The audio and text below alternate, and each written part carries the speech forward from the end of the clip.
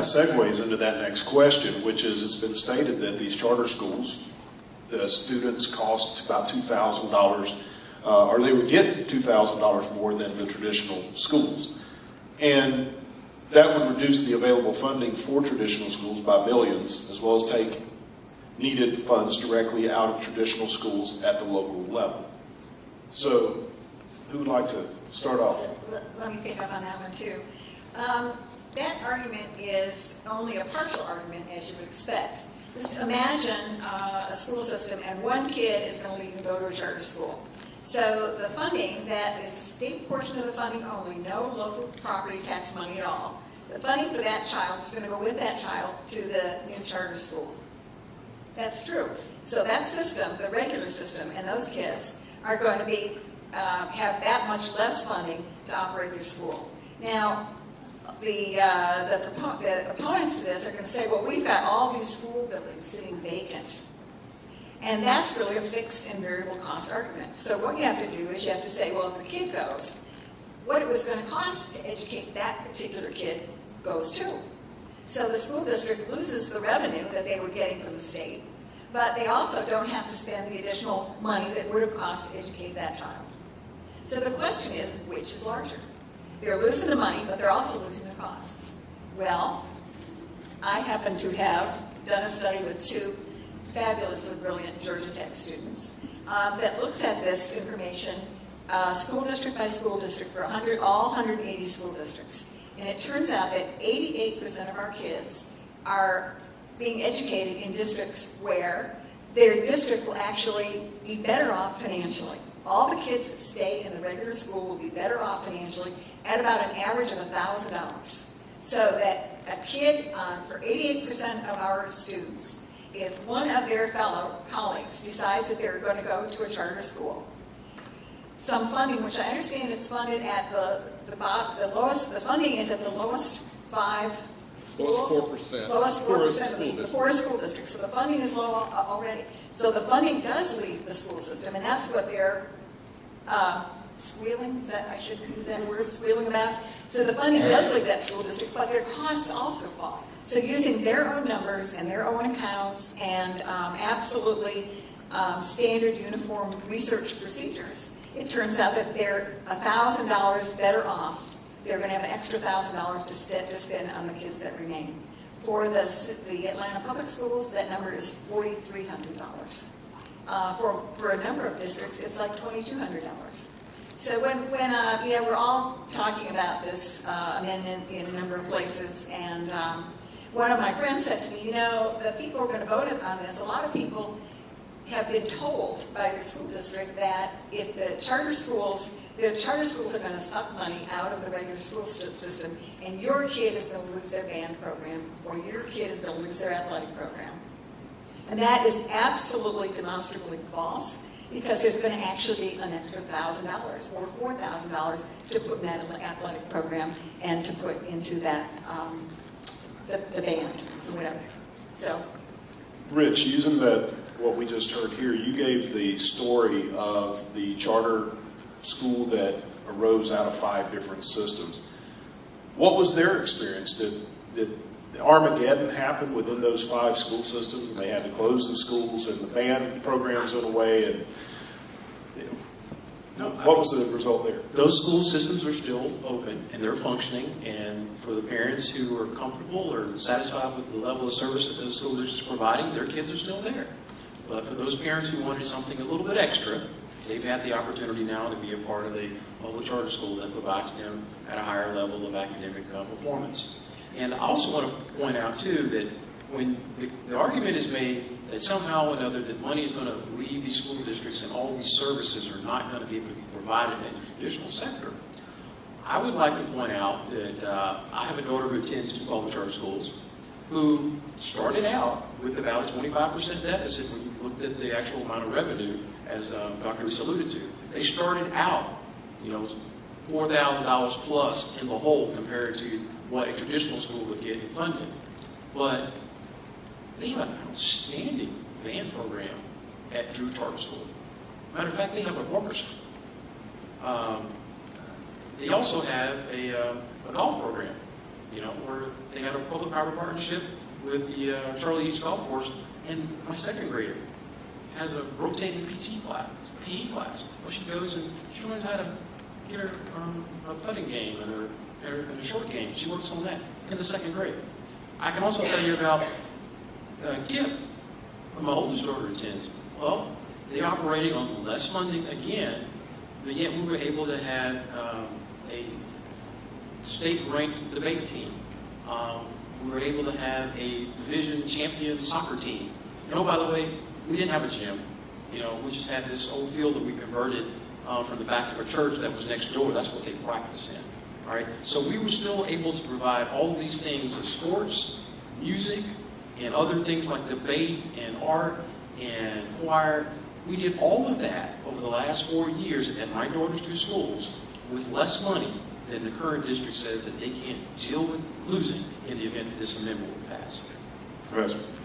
I picked up something while you were talking. You said we did this, we did that. One of the things that's really the most exciting about charter schools, and we all know this is really important in educational outcomes, is the parent involvement.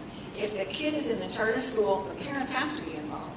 And so you'll see, in fact, you may know the answer to this, of your orchestra and your debate club, and I've been on boards of other schools where there are like robotic societies and all that. There's always a parent that just picks it up and drives it and runs with it, and you see the kind of excitement in parent involvement that you just don't see in a big, huge school district where the parent would have to go through all kinds of layers of bureaucracy to even get anything approved. So has that been the case? You're absolutely correct. There always was a teacher that sponsored the activity, but by and large, there was at least 2 or 3 other parents that helped carry that load and provide some of the extra leadership for their organization. I know that there's people here that work in the legislature. You can fact check me on this, but I think I've heard Representative Jan Jones from my district where I live over in Fulton County make this statement, that even if the figure of $430 million were true, that is 0.016% of the state budget. Did I get that right? I believe it's less than 1%. That's what she says. She says 2%. She 2%? She rounds it up. But she rounds it up, 2%. Now, the school districts say, but we could have had that money. They're taking our money. Well, if you go with that analogy, if you go with that, what they're really saying is they own 100% of the budget. So we can't have Medicaid, we can't buy police cars, we can't clean up the sidewalks, we can't mow the grounds, we can't keep the rest stops open, nothing, because that takes money away from the public schools. That's ridiculous. And the impact that the school districts say they're going to experience because of charter school is overblown. And I don't want to put Senator Rogers on the spot, but I'll let him fact check me on this too. There is a new charter school in Cherokee County. And before it was open, it was being said by the opponents, this is going to cause a lot of teachers to lose their jobs. A lot of teachers. How many kids are in the Cherokee charter school now? You got 1,000? 1,000. 1,000. Did you hear about a whole lot of teachers losing their jobs up there? They have more teachers today than they did when the school opened. That's what I read in the paper. That's not a good source, but the fact is they have more. Well, the point is, they said that was going to happen. That was the fear mongering that was put out there, and it did not happen. And I'm hearing, you wouldn't believe what we're hearing, that are Washington State. Over around Augusta, the school superintendent came to a Save Our Schools rally, not Save Our Children, Save Our Schools rally. And he made the comment in a loud voice, the day this amendment passes, our school system will lose $10 million. That was his nose got that long. I'm telling you, that was the biggest lie. You don't lose a dime unless a student decides to leave one of your schools and go to another school. The funding goes with that child. It's the same as if they move to a different county or they move to Alabama or Kentucky. They're not going to get money from the state for students they don't serve. But this is something they don't tell you because it works against their case, as Dr. Reeves has already started indicating. The state charter schools prove again absolutely no local millage or local tax base. The school systems keep every penny of that unless they get honest and say, now folks, got this charter school, they take 1,000 kids, we don't have to have that money more, we're going to give you that back. When that happens, let me know. I just want to follow up on that point too. You used the word fear-mongering, and when Senator Loudermilk and I were in a panel earlier, I said the last time we saw fear-mongering like this in Georgia was when Zell Miller was trying to pass the lottery system in Georgia. And we heard about all the terrible things that were happening then. And again, we've heard this week that passage of the charter schools will allow the Chinese government to come in and take over Georgia public education. I've heard that it will allow Saudi oil companies to come in and take over Georgia education. I've heard that it will allow the United Nations to take over Georgia public education if we pass this charter amendment. Again, if you just take away the smoke of the vitriol and you look at the bare facts and you look at not what might happen. If we were, it's like two candidates who've never been elected to office fighting over what one will do and what the other will do. Well, voters kind of have to figure that out. But in a case where you have an incumbent running against some are being challenged, you can look at the incumbent's record and decide, well, in this case, charter schools are the incumbent. We've seen what they do. We saw what they did in Cherokee. We've seen what they do all across the state. It's good results. It's good policy. And in reality, there will be changes in public education. But I don't know anybody who thinks that Georgia public education doesn't need improvement. The question is, how do we get there? And if you look at the history in the last 30 years, we've spent money, the rate of spending per student has gone through the roof while results continue to be in decline. So it's not just a matter of throwing more money at the problem. That's not going to fix it. We've seen that doesn't work. What fixes it is tailoring education to the needs of individual students, and that's what charter schools allow. And I want just one last thing before I move on while I'm thinking of this, because it's been a long day and I'm tired, I might forget. I had this discussion with a Gordon County elected official last week, and he said, what we're afraid of is that if we get a charter school that's denied by the city school board or the county school board and they get approved at the state level, they're going to siphon off all of the good students, leave the poor performing students in the traditional public school system, and all of us are going to have to carry the slack for those poor performing students. I started the response by asking this question: how many charter applications has the city of Calhoun denied in its existence? None, I guess.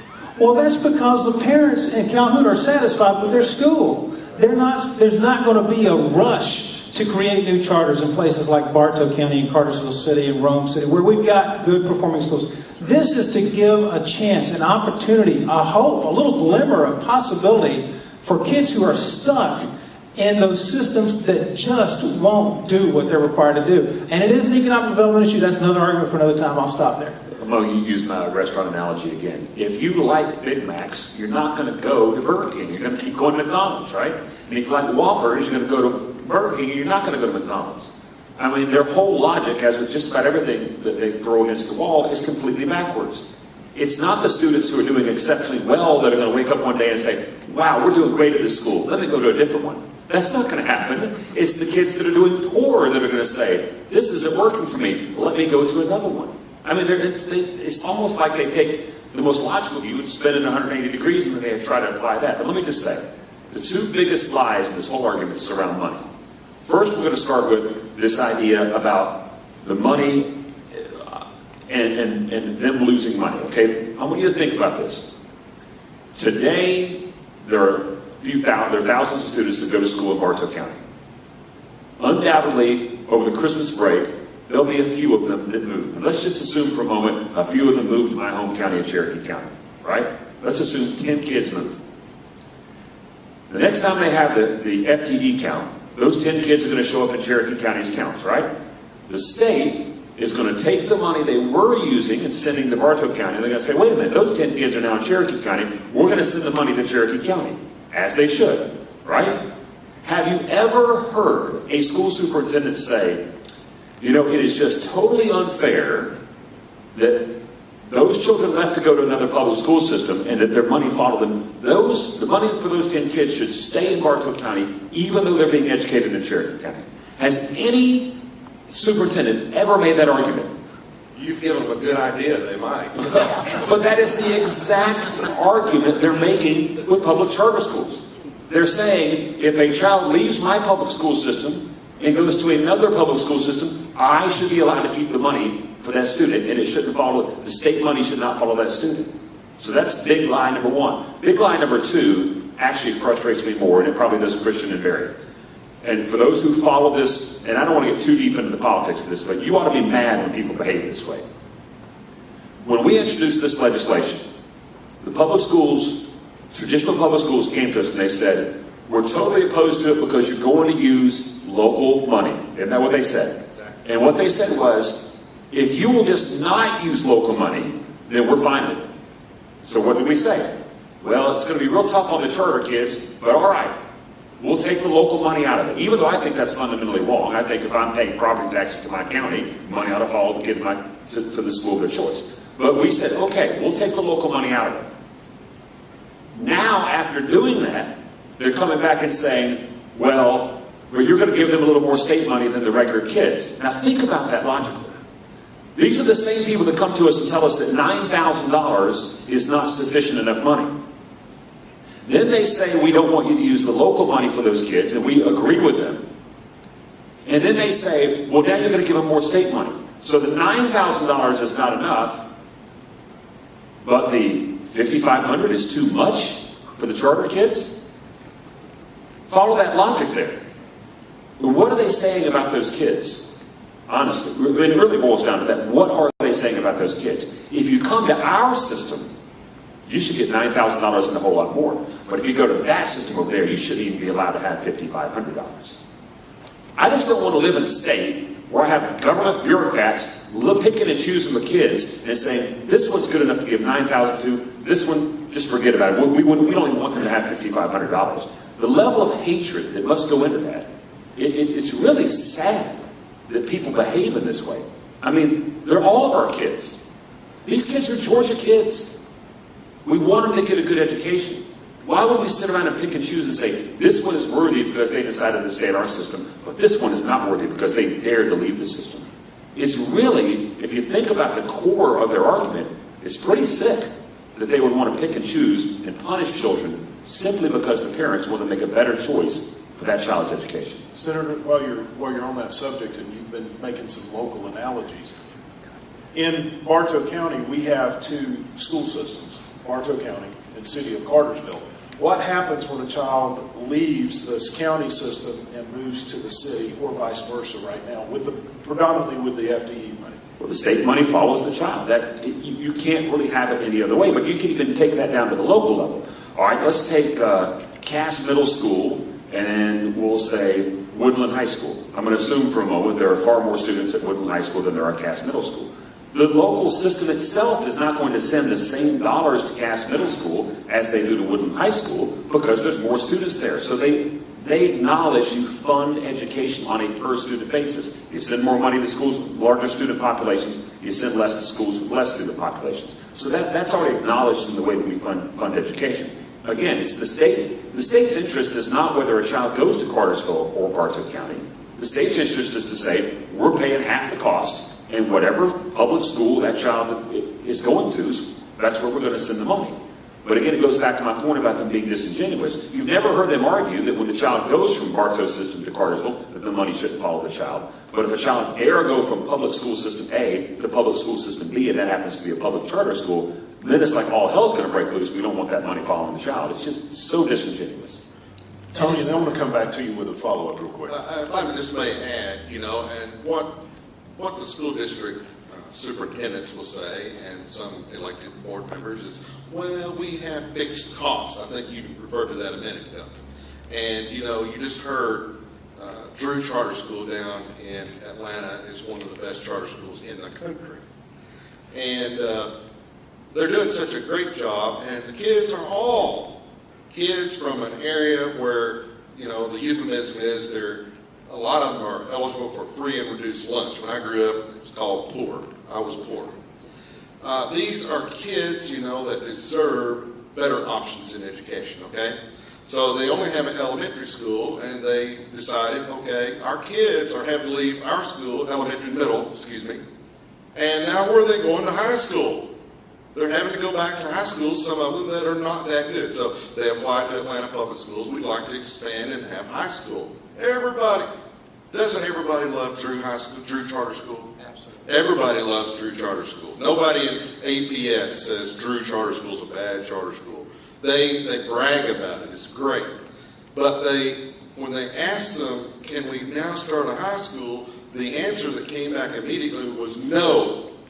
And the superintendent, acting superintendent, whatever he is, said, as long as there are any empty chairs in our other schools, we will not approve any charter schools. So the problem is bad management. You know, what we found since then is that Atlanta Public School way overbuilt schools, way overbuilt. Then they've had to start closing them. Go back to the McDonald's analogy. Let's say McDonald's says, well, before the Burger King was here, we had 500 seats. Now that Burger King's come, about half our students are gone, so we should have support from somewhere to continue keeping our building going, even though we don't have the students anymore, or the customers anymore. I don't do very well with analogies, but did that make sense to you? Okay, good. Senator, we've got a good discussion going, and we've had some questions for the audience that kind of fit into the discussion we're having right now, so I want to incorporate one of those as we're discussing the money. Representative Coomer mentioned the Cherokee Charter Academy. One of the questions is, when a student leaves the Cherokee Public School and he goes to the Cherokee Charter Academy, how much money actually goes with that child, and how much stays with the Cherokee County school system? Well, for that parent, and I live in Cherokee County, and my children don't go to Cherokee County Public Schools, they don't go to Cherokee Charter School. I'm paying for somebody else's child to be educated, which is fine. We all understand that as a society, an educated society is a lot less expensive than an uneducated society. That's what we're willing to, even if we don't have children in the system, pay. But if my kid is going to the system, I would at least want my money to follow my child from one public school to the next public school. But in Cherokee County right now, and somebody, if anybody's from Cherokee Charter, you may know these numbers better, but I believe the number is $4,200. They're operating on $4,200 per student. The average student in the regular system is getting about $8,800 per student. So they're less than 50%. And by the way, their test scores came out, and they outperformed the surrounding schools in 3 of the 5 subject matters. So they're, again, going back to what I talked about earlier, better results, half the cost, which kind of calls into question all these claims that we in the legislature get about, you know, the $9,000 per student, how can we possibly survive on that? And you start scratching your head, now wait a minute. If you can't survive on $9,000, but these guys over here are doing it for $4,200, where's the disconnect? Something's going wrong. But yeah, they're performing quite well. Now they can't survive long term on that amount of money because, frankly, the operator is taking a loss. But they could certainly survive on 70%. Rich, we've heard, and I've heard this, I know that Representative Coomer heard this recently, and it's going out throughout. I've even spoke at another event that this was brought up.